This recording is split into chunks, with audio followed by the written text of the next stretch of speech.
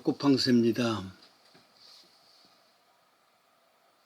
그가 무엇을 바라보고 있는가?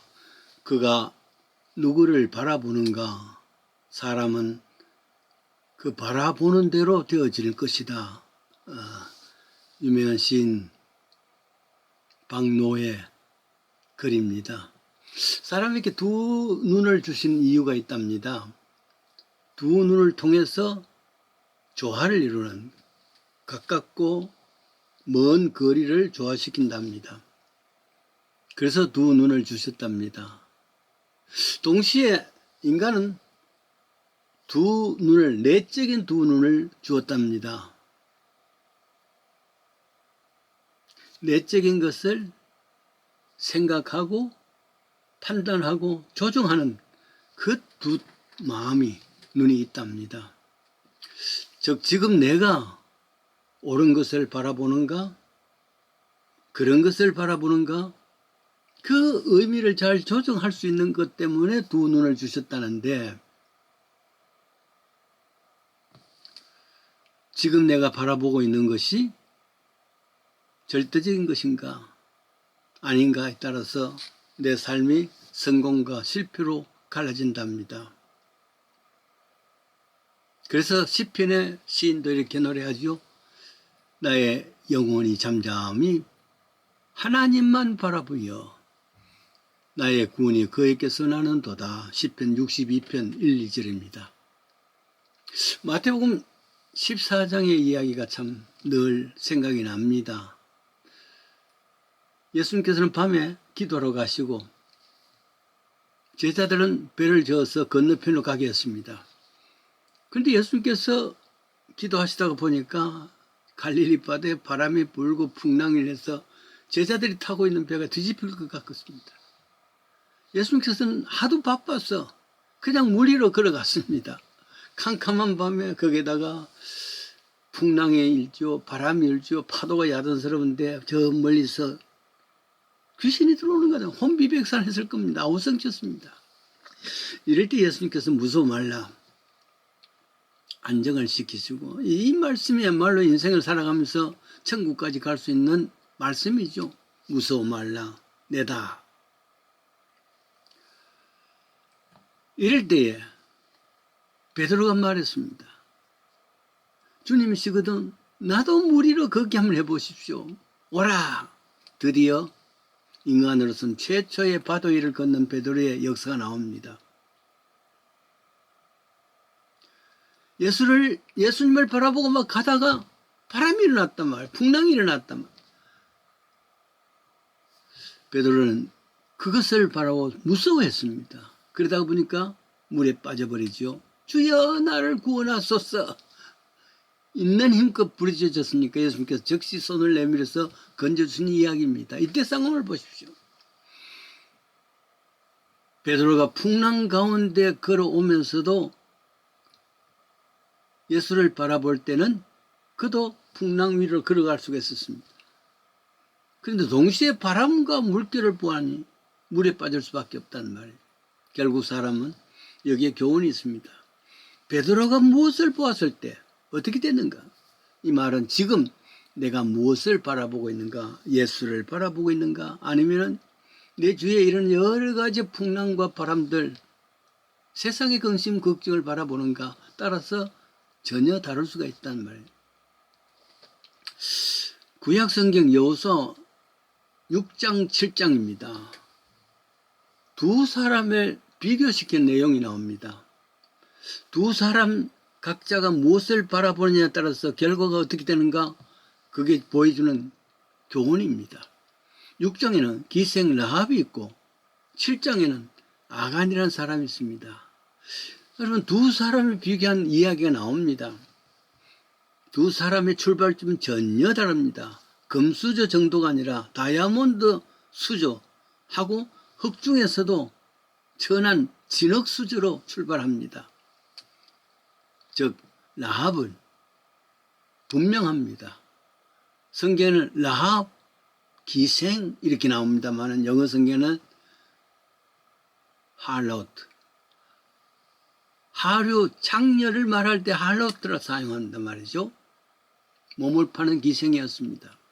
옛날에 지금이나 몸을 파는 여자, 천한 여자죠. 사회에 지탄받는 사람이죠. 가장 천한 사람 아니겠습니까? 그런데 이 기생 라합이 여리고 정탐꾼을 숨겨줍니다. 왜 그래 숨겨줬느냐 하면은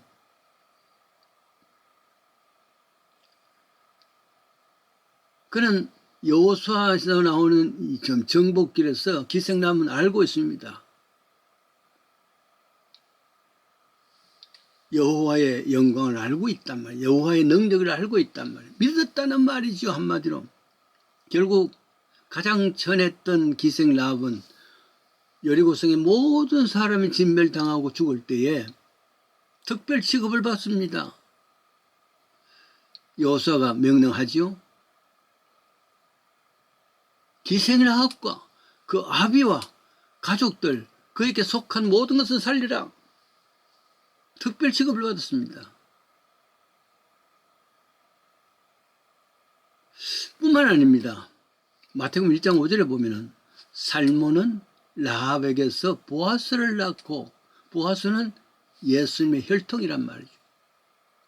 기생 라합이라는 이방 여인이 천민이면서 결국 나중에는 예수의 족보 속에 들어왔단 말이죠. 큰 축복 아니겠습니까? 정말 흑수저 중에 흑수저, 진흙수저, 이런 사람이 예수의 족보에 올랐습니다. 반대로 아간의 경우를 보십시다. 아간을 소개할 때는 여호수아 7장 1절에 나옵니다. 이는 유다지파, 유다지파라면 12지파 중에서 제일 스트롱한 유다지파, 세리의 정손, 갈미의 아들 아간, 이렇게 이야기했습니다. 말하자면 빛나는 조상을 둔 아간, 역사에 빛나는 그런 조상을 뒀단 말이죠. 집안이 든든했습니다. 뼈대 있는 집안이란 말이죠. 그러나 여리고성에 함락됐죠. 이때 7장 24절에 여호수아가 세라의 아들 아간을 잡고 그 은과 외투와 금덩이와 아이들, 딸들, 소들, 나귀, 양들, 장막에 다 있고 무릇 그에게 속한 모든 것을 끌고 아골 골짜기로 가서 그들을 돌로 치고 불사르고 그 위에 돌무더기로서 쌓았다. 오늘까지 왔더라 하고 기록합니다. 여리고성은 가나안성의 첫 성이기 때문에 탈취물을 가져올 수가 없습니다. 여호와의 곳간에 넣어야 됩니다. 이게 하나님 명령이죠. 그런데 이 명령을 거부하고 갖고 있는 욕심 때문에 몇 가지 자기 집에 가져와서 묻어두었단 말이죠. 왜 그랬을까? 기생신분이면서도 불구하고 여호와의 능력과 하나님이 어떠신 분을 알았단 말이에요. 믿음을 가졌단 말이죠.